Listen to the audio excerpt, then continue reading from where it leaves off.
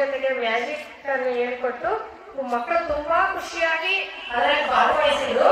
ಅವರು ಮಾಡಿದಂತೂ ಬಹಳ ಸ್ಫೋಟಿಗಳಿದ್ದಾರೆ. ಅವ್ರು ನೋಡಿದ್ರೆ ನಮಗೆ ಎಷ್ಟು ಜನ ಹೇಳ್ಕೊಡ್ತಾರಪ್ಪ ಅನ್ನೋ ಭಾವನೆ ಬಂತು.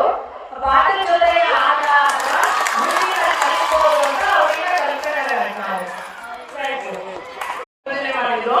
ಮ್ಯಾಜಿಕ್ ಅಂದ್ರೆ ಅದ್ರಲ್ಲಿ ಜಾದು ಏನಿರಲ್ಲ ಅಂತಕ್ಕಂಥ ಒಂದು ಸೈನ್ಸ್ ಏನಾದ್ರು ಒಂದು ಉಪಯೋಗಿಸ್ಕೊಂಡು ಮಾಡ್ತಾರೆ. ಯಾವ ತರದ್ದು ಒಂದು ಇದನ್ನ ಇಲ್ಲ, ಅಲ್ಲಿ ಸೈನ್ಸ್ ಪ್ರಕಾರ ಇಲ್ಲ, ಅಲ್ಲಿ ಮೋಸದ ಒಂದು ಇದು ಐತೆ ಅಂತ ಅವರು ಸ್ಪಷ್ಟವಾಗಿ ಮಕ್ಕಳಿಗೆ ಹೇಳಿದ್ರು.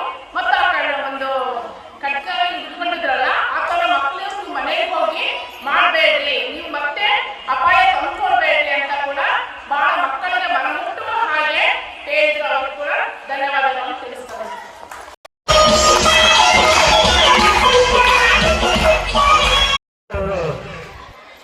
ಕನ್ನಡ ಮತ್ತು ಇಂಗ್ಲೀಷ್ ಹಿಂದಿ ಮಧ್ಯಗಳನ್ನು ಮಕ್ಕಳಿಗೆ ಯಾವ ರೀತಿ ಹೇಳ್ಕೊಡ್ಬೇಕಂತಕ್ಕಂಥದ್ದನ್ನು ಟೀಚಿಂಗ್ ಏಡ್ಸ್ನಲ್ಲಿ ಯಾವ ರೀತಿ ಬಳಸಬೇಕು ಅಂತ ಶಿಕ್ಷಕರು ಸಹಿತ ಮಾಹಿತಿಯನ್ನು ಹಾಕ್ತಿದ್ದಾರೆ.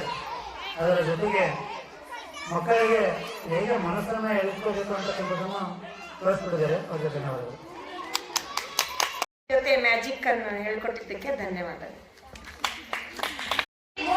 ಮ್ಯಾಜಿಕ್ ಮಾಡಿ ನಮ್ಮೆಲ್ಲರ